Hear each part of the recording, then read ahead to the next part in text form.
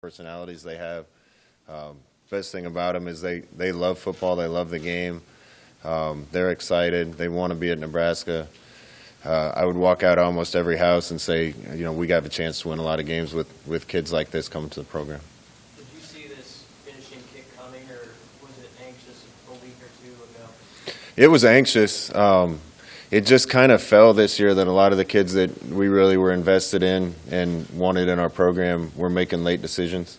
You know, I heard all the talk early on about how we were behind, and we kind of knew that, but we were kind of betting on ourselves in recruiting and had a lot of really good targets out there, and luckily we were able to land quite a few of them. Was it a challenge to maybe manage your numbers of how you wanted to play your last few spots?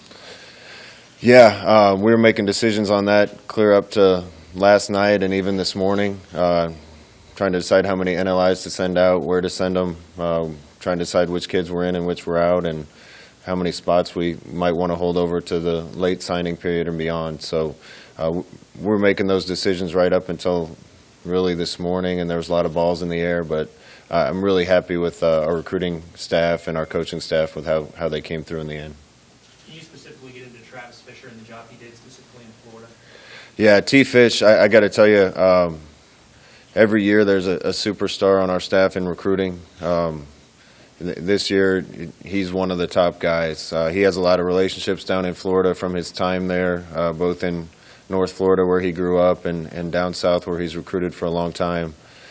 He knocked it out of the park this year, and that's really valuable for a football team to have a coach that can go out of state like that and bring in the type of talent that he brought in. Did you see anything about his style that makes him effective? Yeah, Coach Fish cares about the guys deeply.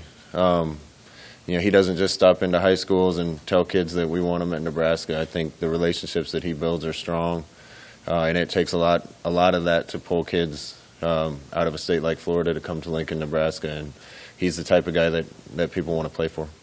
Did you have to fight some rumors about him today, in particular recruit, about Travis Fish? You guys saw his tweet that he made about being at Nebraska before the fight. Yeah, I don't want to say too much about details, but you know, this process is tough on a lot of recruits. It's tough on 18-year-olds. I think sometimes they have to sort out rumors and truths and falsehoods, and in some situations that can go right up to signing day and when they put their name on the paper. So that's just kind of how recruiting goes, and I'm just glad Coach Fish is going to be with us for a long time. In regard to that, did you get a chance to talk with Francois today during that process or after he made the announcement?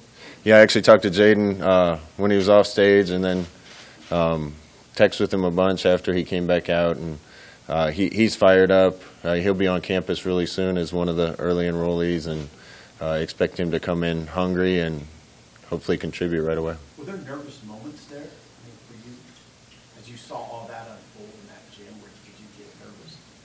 Yeah, a little bit nervous. You're nervous for all these guys until it's done.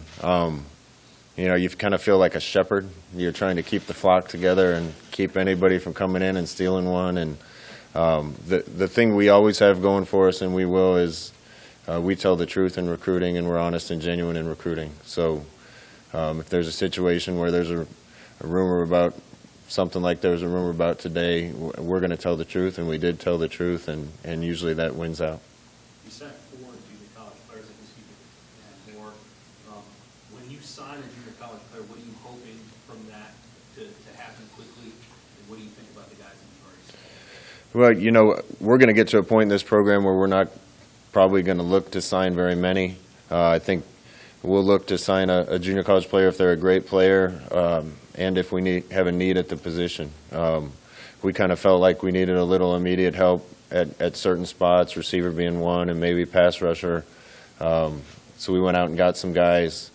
I think the lesson we've learned over time as coaches is we have to make sure we're getting the right guys from the junior college ranks too, and love the character and personality of the kids we got. You know, we got Deontay Williams as an example of a kid we got from a junior college that is the right kind of guy on top of being the right kind of player, and those are the type of guys we want. Is Omar Manning a player you would have signed regardless regardless of what age or year he was at? Yeah, Omar, I'm really excited about. You know, all year we kind of wished we were a little more productive at our outside receiver spot, and that's one place where we thought we wanted a guy that could come in and potentially help us right away. There wasn't a better guy in the country, in my opinion, for what we were looking for than him. He looks different than anybody I've ever coached and has tape to match. So I'm really excited to get him. He's got a little work to do yet before he gets to campus, but I think he has a chance to change our offense. Scott, you got a quarterback, Logan Smithers. Can you talk about what impressed you about him? The best meal I might have ever had on a recruiting visit was at Logan's house. His mother and grandmother made us some good Southern food, some barbecue, some fried okra, some green beans. So he was already one of my favorites, but that helped him climb the list real fast. You know, we look for quarterbacks that throw it well, that can run, and that have the right mentality. Logan's a guy that understands the game, had a really good junior year, unbelievable senior year. And I've said this a couple times already today, but really impressed me and all of us with his toughness and what he did in the playoffs in Alabama. So he's a guy we had to hold some people off on late that we're trying to get back in on him. But he's an early enrollee, too, and I expect him to come in and compete right away. Scott, you mentioned this a couple of years ago, but is there something, just generally speaking, that a recruit could do that would make you want to move away from the recruit?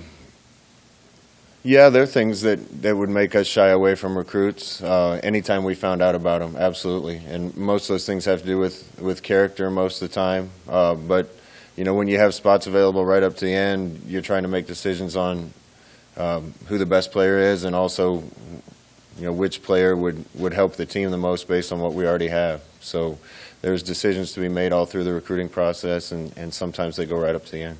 How do you feel about what you got done at linebacker? I think getting Keyshawn Green out of Florida really helped solidify what we got there. You know, we got Va from California.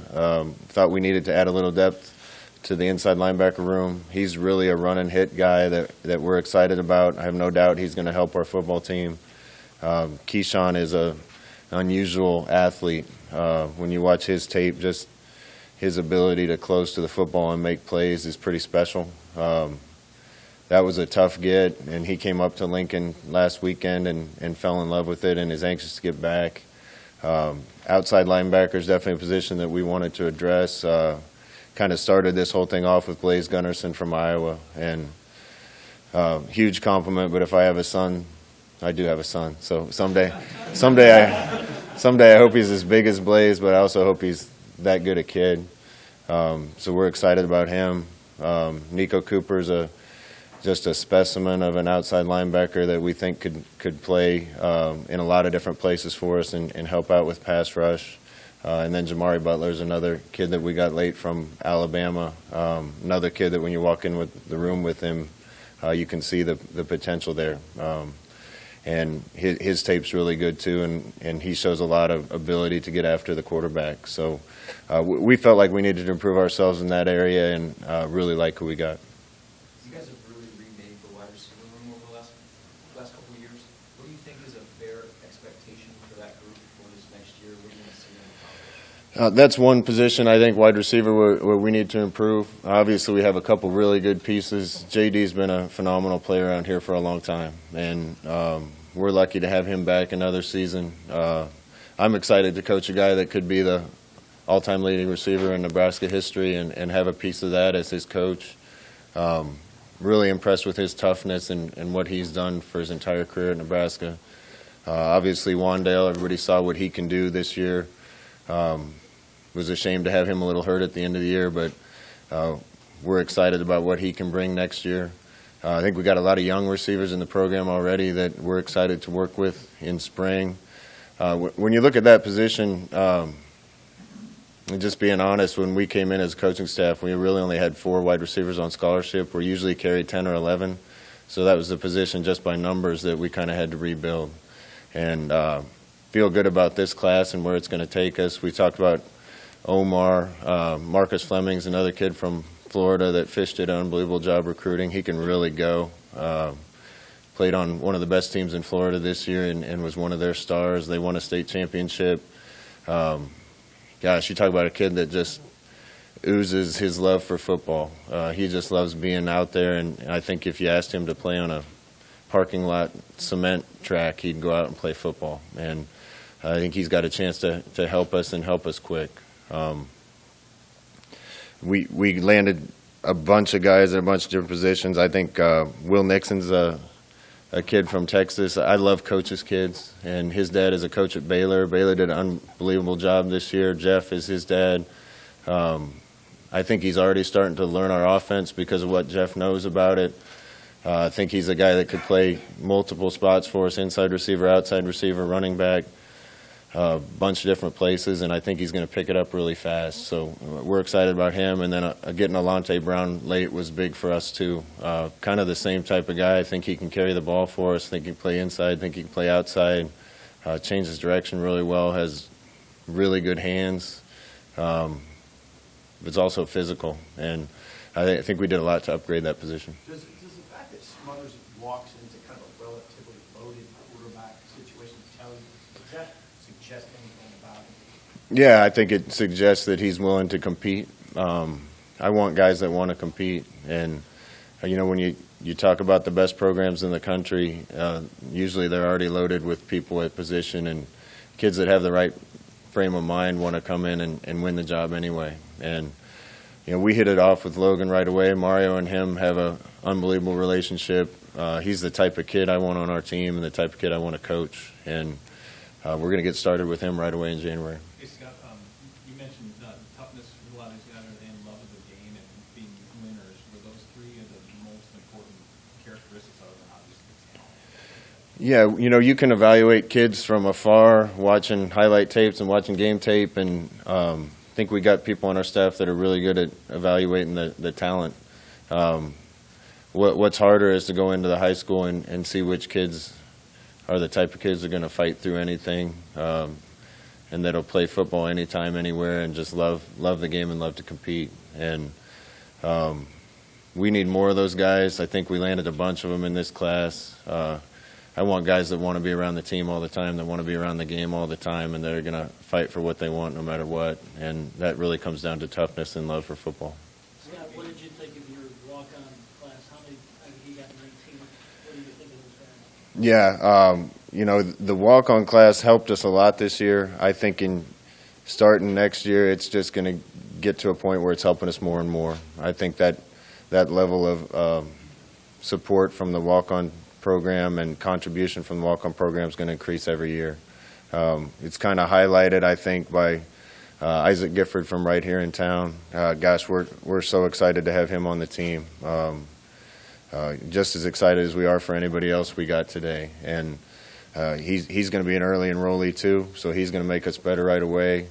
I think also Ty Hahn from down in southeast Nebraska is a receiver that is good as a lot of scholarship guys around the country. Just played 8-man football, and he's right down the road. But guys like that are going to come in and help.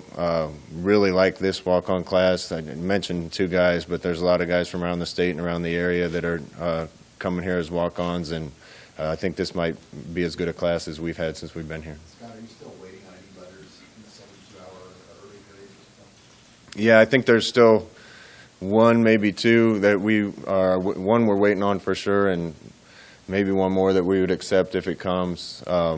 We kind of made a decision that in a perfect world we'd still have a spot or 2 left going forward, just to see what's available. Didn't know if we were going to get to that number for sure or not, but it looks like we're going to.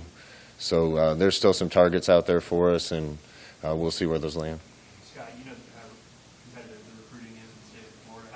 How tough were those battles? And I guess what do you think the message that you guys will bring in there was effective with this class? Recruiting in Florida for a long time, there's some kids that I don't think it serves them well to leave the state. There's others that probably the best thing in the world for them is to get out of there and go be their own man somewhere else. I think we focused on the right kids. We focused on kids that were anxious to get out and experience something else. I've lived in 13 different states as a football coach and football player. I've chased this game around everywhere, starting with when my parents were moving around. And the experience of being in all those different places was unbelievable. I have friends from all over the country, acquaintances from all over the country, experiences that I wouldn't have gotten if I'd have stayed in one place. And I think some of those kids saw that they'd always have their family and friends at home and they could always go home, but if they didn't take a chance and try something like this, that's all they'd ever know. And I think we did a good job identifying the kids that would be willing to go out of state, and then several guys on our coaching staff, especially Coach Fish, did a good job making it happen. How unique was the in-home visit with Nash up in South Dakota? Well, we were never in a home, so that was unique. Pheasant hunting's a little easier in South Dakota right now than it is in Nebraska. There's a lot of birds up there. Probably my favorite home visit ever. We walked into a shed, looked at a bunch of whitetail antlers and some other hunting paraphernalia, and had something to eat, talked for a while, went out and walked 1/4 mile strip of uncut milo and limited out, and went home and hugged, and we got back on the plane.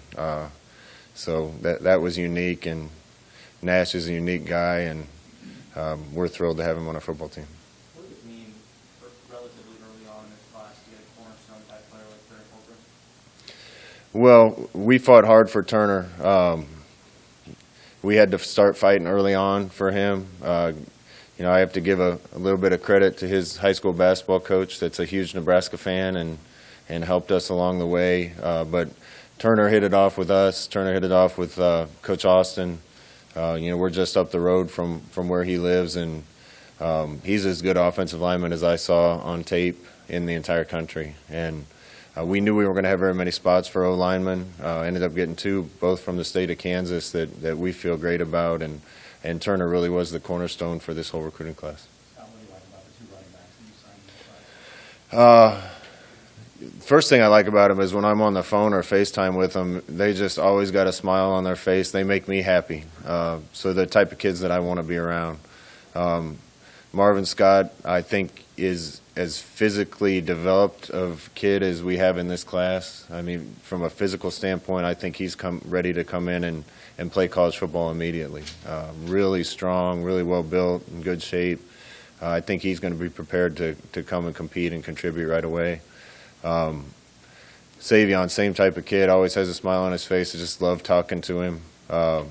Savion's a complete back. I think at times this year, if we were going to run certain plays in our offense, we wanted one guy out there, and if we were going to do other things, we needed another guy out there. And it makes life a lot easier as a play caller if one guy can do all those things. And Savion's that type of running back, catches it well, runs it well, has speed, can run between the tackles with his size. So he's really an all-around guy. How would you characterize the quarterback competition that Logan's walking into? This is so wide open. I can tell which article you're going to write, Sue. Is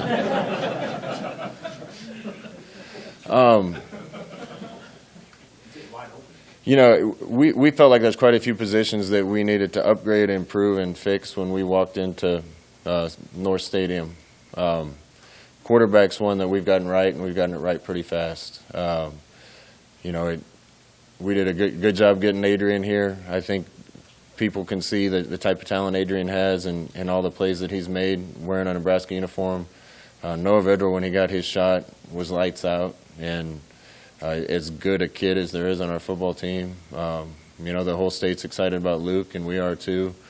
So we have 3 good ones in the program, and some other guys that are doing well. Matt Masker and from Kearney Catholic, right in the Lou Platte. And it's a crowded room right now. That can change quick. You never know what's going to happen through injury or anything else. But we're going to play the best guy at every single position, and people get caught up on quarterback competitions. There's a competition every day at every position, and all those guys are going to get a chance to show what they can do, and we're thrilled to have all of them on our team. Scott, when you went into places like Oklahoma or Alabama, of course, a lot of guys in Florida, what did you get? What kind of sense did you get about the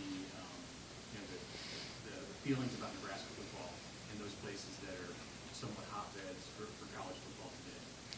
Yeah, it was awesome for me to go around all those places and have people tell me, man, Coach, we can see it coming. Man, you're close. Man, a couple more pieces and you guys are there. And that wasn't us saying those things. That was coaches and players in other places recognizing it when they're watching games. And if we were a few pieces short or coming up just a little short in some games this year, hopefully we got a bunch of those pieces in this class. And it's important for us to, if we want the team that everybody around here wants, to keep stacking recruiting classes like this and making sure we have talent and depth at every spot. Scott, this is year 3 for you with recruiting classes. Put this in perspective. Where is this program headed? I don't have any different opinion where this program's headed than I did when I took the job. We knew it was going to be a lot of work. We knew it wasn't in the best place. And there was a lot of things that we were going to have to do to make the program look like we wanted it to look. You never know how fast those results are going to come, and that's why when you guys ask me questions, I say I just want to be better than I was yesterday, and we want to be better than we were yesterday. I think we're going a long way to addressing these things. You say it's our 3rd recruiting class. The tough part about the first recruiting class is we had about 3 weeks to recruit it, and I think we did really well in some areas and missed on some other things, and did the best we could in a short amount of time. But this is really the 2nd class we've had where we've had a whole year to work and make sure we're getting the right guys and people that fit us. And I think between guys we got in that first class and these last 2 classes we put together, it's really starting to look like it needs to look from a talent perspective. Scott, how about 2 more? Any resolution, talk about the 18 resolution? We're actually going to meet with Maurice tomorrow and try to come to a little bit of resolution on what's going to happen, and I'll have more for you after that. Adrian Martinez having off-season surgery. Yeah, we had a lot of guys that had minor surgeries to get things cleaned up. Had quite a few guys that were tough and playing through some things at the end of the year. So there's several guys, including Adrian, that had minor surgeries and, well, no surgeries, minor. They had surgeries, and we're expecting all of them to be back for spring ball. How much more hurt is he than maybe Lee and maybe Andy? Well, we don't talk about that stuff, and all I'll tell you is I think the kid's a trooper for battling through what he battled through this year, and he's not alone. Several other guys were gutting things out and fighting for the team, and that's football. You know, I've had 7 surgeries as a football player, and you come back healthier and better every time you get one, and I think a lot of those guys' play will improve when they're 100% healthy. Will you be good for the spring, Adrian? Yeah, everybody that had surgery, I think, will be ready for spring ball. Scott, do you have anything you can say about the 2 guys, the 2 former guys who were in court last week? And there were accusations that were made against them that went back before they were removed from the team. Did you have any knowledge of any of those before August? Yeah, you know, a lot of those things are things that I can't talk about publicly. All I can tell you is the minute we were made aware of any accusation, we funneled it to the person we're supposed to report Title IX issues to, immediately suspended them indefinitely from the team and removed them from all football activities, and then we let Title IX and authorities do their job. There's a Title IX investigation that you don't initiate if it comes from someone else. Are you made aware of that in any way if it doesn't start with you? I think if it has to do with our football players and it's serious enough, then they'll make me aware. And so, but you know, in this situation, the minute we were aware of anything, and that came from a separate source, we reported it appropriately, and that morning suspended them indefinitely.